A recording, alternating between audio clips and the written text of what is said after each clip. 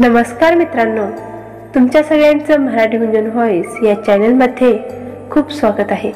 आज आपण मन हे बावरे या कथा मालिकेचा 29वा भाग बघणार आहोत. मंजिरी तर रायाकडे एकटक बघतच राहिली होती. नेहमी बडबड करणारी मंजिरी आज मात्र खूप शांत होती. बघता बघता रात्र झाली. सगळ्यांची जेवणं झाली. सगळेजण हॉलमध्ये सोफ्यावर गप्पा मारत बसले होते. गप्पा मारताना मंजिरीच्या लक्षात आलं की तिच्या प्रोजेक्टचं काम तिला स्टडी करायचं आहे. म्हणून आई बाबा तुम्ही बसा गप्पा मारत, मी येते म्हणत मंजिरी जिन्यावरून धावतच आपल्या रूमकडे गेली. तिला असं वाटलं की तिच्याकडे कोणाचेच लक्ष नाही, पण रायाचं लक्ष मात्र तिच्याकडेच होतं. हिचं काहीच होऊ शकत नाही म्हणत रायाही काही वेळानंतर आपल्या रूममध्ये निघून गेला. मंजिरी सोफ्यावर बसून गॅलरीकडे तोंड करून हातात पेन्सिल आणि मांडीवर लॅपटॉप घेऊन अगदी मन लावून प्रोजेक्टचे पॉइंट काढत बसली होती. मध्येच एखादं गाणं गुणगुणत होती. तिला राया आल्याचं समजलं सुद्धा नाही. ह्या मॅडम तर सोफ्यावर आपलं काम करत बसलेत, मी आता झोपू कुठे हा प्रश्न रायाला पडला. मंजिरीचं इकडे तिकडे जरा सुद्धा लक्ष नव्हतं. कामाच्या बाबतीत अगदी रायाची कॉपी होती ती. राया मंजिरीकडे बघतच राहिला होता. ह्या बाबतीत मात्र आपल्या दोघांचे गुण अगदी 100% जुळतात. मंजिरीला कामात डिस्टर्ब नको म्हणून रायाने तसंच उभं राहणं पसंत केलं. पण उभं राहणार तरी किती वेळ राहणार होता राया. बिचारा शेवटी कंटाळून बेडवर जाऊन बसला आणि मोबाईलमध्ये दोघांचे फोटो बघत बसला. रूममध्ये कमालीची शांतता पसरलेली होती. दोघेही आपापल्या कामात बिझी होते. काही वेळानंतर राया कंटाळून अक्षरशः गॅलरीत गेला आणि मोबाईलवर म्युझिक लावून चंद्राकडे बघत राहिला. मंजिरीच्या आवडीचं मोबाईलवर गाणं लागलं होतं. ते ऐकून मंजिरीच्या गालावर नकळत हसू उमललं. रायाचं नाव मंजिरीच्या ओठांवर आलं आणि मंजिरीचं लक्ष रायाकडे गेलं. रायाला गॅलरीत म्युझिक लावून चंद्राकडे पाहताना बघून मंजिरीला खूप आश्चर्य झालं. राया कधी आलेत आणि मला कसं नाही समजलं. मी तर दरवाजा म्हणत तिने दरवाजाकडे पाहिलं तर दरवाजा बंद केला होता. याचा अर्थ मी दरवाजा बंद सुद्धा करायला विसरले होते. मंजिरी बोटात पेन्सिल धरून एकटीच बडबडत होती. काही वेळानंतर रायाने चंद्राकडे पाहता पाहता पाठीमागे वळून पाहिले. तेव्हा मंजिरी एकटीच बडबड करणारी त्याला दिसली. लॅपटॉप आता बंद झाला होता. बोटात पेन्सिल धरून बडबडत पेन्सिल फिरवणारी मंजिरी खूपच गोड दिसत होती. गॅलरीतून येणाऱ्या हवेने तिचे उडणारे केस तिच्या गालावर येत होते. राया मंजिरीची बडबडत होणारी गंमत बघत आतमध्ये आला आणि एका साईडला उभा राहिला. बराच वेळ राया मंजिरीला बघतच राहिला होता. रायाची नजर तिच्याकडेच होती. तिचे हावभाव राया टिपत होता. आता कुठेतरी मंजिरीला तिच्यावर असलेली रायाची नजर जाणवली. मी बराच वेळ एकटक पाहणारी तिची नजर रायाला शोधू लागली. आता समोर होते ना माझ्या, असे अचानक कुठे गेले. खरंच होते ते. मंजिरीची चाललेली बडबड रायाने ऐकली आणि रायाला मंजिरीच्या वागण्याचं हसू आलं. मंजिरीमध्ये लपलेली छोटीशी मंजिरी रायाला आज दिसत होती. अगदी अल्लड निरागस अशी. मंजिरी तू मला शोधतेस का, रायाने प्रश्न विचारला. तसा मंजिरीचा गोंधळ उडाला. रायाच्या आवाजाच्या दिशेने मंजिरीने पाहिलं आणि मंजिरीची नजर काही क्षण रायावरच खिळली. काय बोललात का तुम्ही, मंजिरीने प्रतिप्रश्न केला. राया मात्र तिला उत्तर द्यायला तयारच होता. तू मला शोधत होतीस का गॅलरीत? असं मी विचारलं. पुन्हा रायाने मंजिरीला प्रश्न विचारला. रायाच्या प्रश्नाने मंजिरीचा झालेला गोंधळ बघून रायाला खूप मज्जा येत होती. आज नक्की मला पहिल्यासारखी भांडखोर मांजर बघायला मिळणार वाटतं, राया मनातल्या मनात विचार करत होता. मी कशाला बघू तुमच्याकडे? मी तर गॅलरीतून दिसणारा चंद्र बघत होते. मंजिरी रायाकडे बघत नाक मुरडत बोलली. हो का? चंद्र तर एकाच जागी असतो, पण तुझी नजर इकडे तिकडे फिरवत कुणाला शोधत होतीस? आज रायाने मंजिरीला चांगलंच शब्दात पकडलं होतं. रायाचं बोलणं ऐकून मंजिरीला काय बोलावं हेच सुचेना. राया तर अगदी बरोबर बोलत होता. चंद्र तर एकाच जाग्याला होता, पण त्याला शोधायची का गरज पडावी? मूर्ख आहे मी. कधी कधी एखादी गोष्ट आपल्या आजूबाजूला असते, आपल्या समोरच असते, पण ती आपल्याला कधी कधी शोधावी लागते. नात्यांचंही असंच असतं.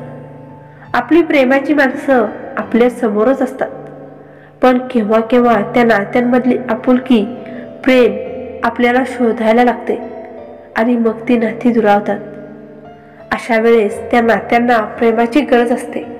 थोड्याशा प्रेमाच्या मशागतीने दुरावलेली नाती नव्याने भेटतात. पुन्हा मंजिरी रायाकडे पाहण्यात स्वतःला हरवून गेली. मंजिरीला असं एकटक पाहताना बघून शेवटी राया म्हणाला, आता चंद्र सापडला आहे ना, मग मला झोपायला मिळेल सोप्यावर. बेडवर सुद्धा चंद्र दिसतो. झालं, उठतेच आहे. असं म्हणत मांडलेला पसारा आवरून मंजिरी उठायला जाऊन साडीमध्ये पाय अडकळून तोल जाऊन पडणार, तेवढ्यात रायाने दोन्ही हातांनी मंजिरीला पकडलं. पण मंजिरीच्या पायात जोराची सनक आली.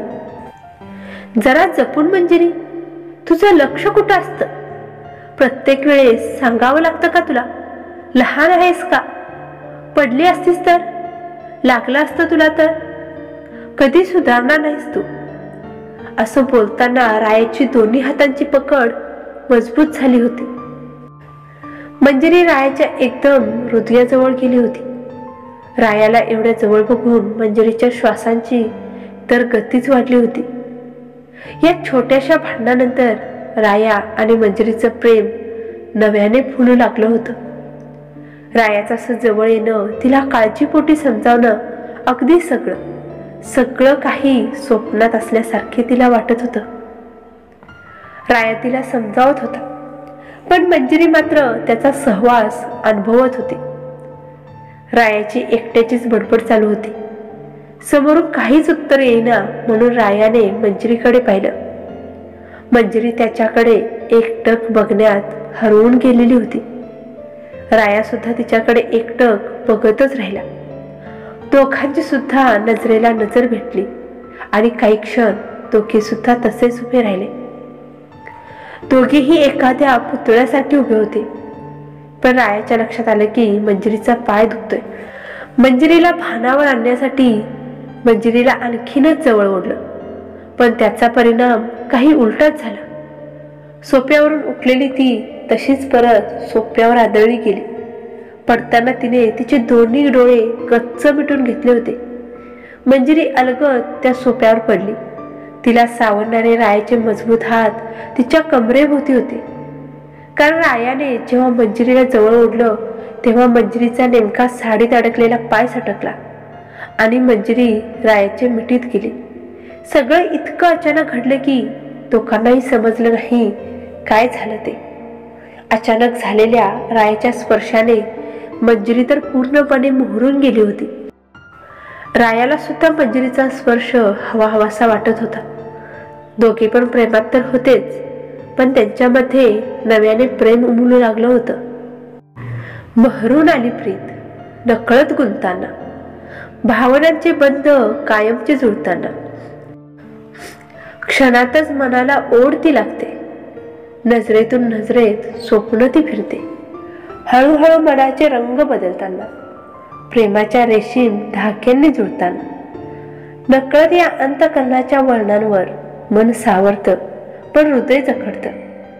अशा या सुंदर प्रेमाच्या सावल्यांमध्ये मन भिरभिरतं नव्या सुखदायीनं दुनियेमध्ये. शब्दात सांगू तरी कसे ते गूढ फुलले, भरून आले प्रेम नकळत गुफले. अशीच काहीशी अवस्था राया आणि मंजिरीची झाली होती. अगं मंजिरी, माझ्या हातात कळ आले, प्लीज उठ ना ग लवकर. रायाला हातातली कळ सहन नाही झाली आणि राया बोलला. रायाच्या बोलण्याने मंजिरी भानावर आली. खरं तर रायाच्या मिठीत खूप सुखावली होती मंजिरी. असे क्षण हवे हवेसे वाटतात, पण वेळ चुकीची असते. रायाने पुन्हा एकदा मंजिरीला आवाज दिला. तसं मंजिरीला स्वतःला सावरणं खूप कठीण झालं. दोघांच्यात असलेला अबोला दोघांना सावरायला भाग पाडत होता. अहो राया, तुम्ही सोडला तर मी उठेल ना, असं म्हणत मंजिरीने दंडावर पकडलेल्या हाताकडे पाहिलं. रायाही ओशाळला जरासा. दंडावरचा हात चटकन काढून मंजिरीला हात देऊन रायाने मंजिरीला बसवलं. मंजिरीच्या गालावरची लाजेची लाली काही कमी झाली नव्हती, पण तिच्या पायात सनक जोराची असल्यामुळे कच्च मिटलेले डोळे आणि कपाळावरच्या आठ्या तिला होणारा त्रास सांगत होत्या. सॉरी मंजिरी, माझ्यामुळे तुला त्रास झाला, असं म्हणत बसलेल्या मंजिरीला हात देत रायाने तिला हळूहळू बेडकडे चालत नेलं. मंजिरीला बेडवर बसवून सोफ्यावर केलेला पसारा रायाने आवरला आणि तिच्याजवळ नेऊन ठेवला आणि तिला सांगितलं की तुझं झालं की सांग, मी लाईट बंद करतो, पण स्वतःच्या पायाला जप, त्याला त्रास देऊ नको. हे सगळं काही स्वप्नात असल्यासारखं तिला वाटत होतं. रायाचं काळजी घेणं मंजिरीला खूप आवडलं. राया सोफ्यावर जाऊन आडवा पडला. तोही दिवसभर खूप दमला होता. डोळे मिटताच मंजिरीचा झालेला मगाशी गोड स्पर्श त्याला आठवला आणि रायाच्या चेहऱ्यावर गोड हसू उमटलं. मंजिरी तर रायाचं असं जवळ असणं अजूनही अनुभवत होती. पुन्हा नव्याने प्रेमात पडली होती. मंजिरी लॅपटॉप समोर असूनही मंजिरीचं जरा सुद्धा कामामध्ये लक्ष नव्हतं. पूर्णपणे रायामध्ये हरवून गेली होती. आजची रात्र म्हणजे दोघांसाठी खूप आनंदीमय झाली होती.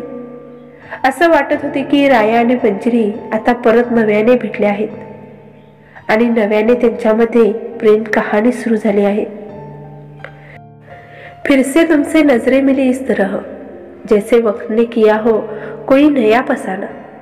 दिल की किताब पर धूल थी जो बरसों से, तुम्हारे एहसास ने लिख दी फिर से नई कहानी. वो पहली सी खुशबू, वो पहला सा खुमार, तुमसे मिलकर हर बार लगता है जैसे फिर से प्यार में पड़ गए हैं हम. इस दिल को तुमने फिर से जिंदा कर दिया है. प्यार की इसी नई ताजगी में हर बार वही पुरानी मगर नई सी एहसासों की महक सी बस जाती है. सुरू झाले राया आणि मंजिरीची नव्याने प्रेम कहाणी. आजचा भाग तुम्हाला कसा वाटला हे कमेंट करून सांगायला विसरू नका. भेटूया पुढच्या भागामध्ये. तोपर्यंत धन्यवाद.